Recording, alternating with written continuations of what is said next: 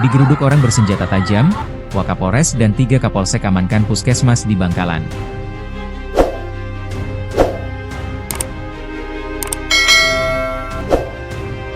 Pada Senin, 28 April 2025, beredar sebuah video penggerudukan puskesmas Geger oleh sekelompok orang.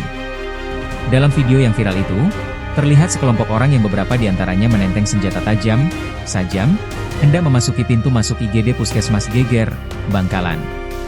Tampak seorang pria mengenakan pakaian warna putih, sarung warna hitam, serta peci warna hitam menghunus sajam hendak memasuki lobi IGD Puskesmas.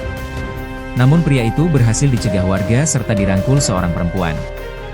Salah rekaman video massa berdurasi 23 detik itu diunggah pemilik akun Facebook Fatin dengan keterangan, "Carok di Kombangan." Kombangan merupakan nama dari salah satu desa di Kecamatan Geger.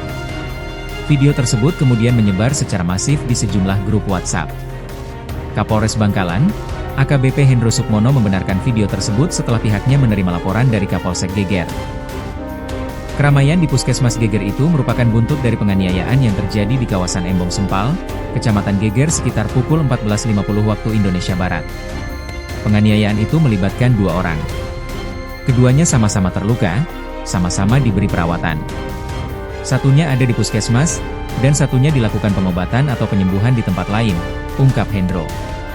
Menindaklanjuti peristiwa di Puskesmas Geger itu, Hendro telah membagi kekuatan personelnya. Puluhan personel bertahan di kawasan SGB dan lainnya dikerahkan menuju Kecamatan Geger sebagai antisipasi terjadinya gerakan massa yang tidak diinginkan. Informasi terakhir warga di depan puskesmas sudah meninggalkan lokasi. Kami tetap minta Pak Wakapolres, serta 3 Kapolsek Rayon 7, yaitu Kapolsek Karosbaya, Kapolsek Lampis, dan Kapolsek Geger berada di lokasi. Kami juga tambahkan sebanyak 30 personel Samapta, tegas Hendro. Disinggung pemicu penganiayaan hingga terciptanya konsentrasi massa di Puskesmas Geger, Hendro menyatakan hingga malam ini pihaknya masih pendalaman melalui serangkaian penyelidikan.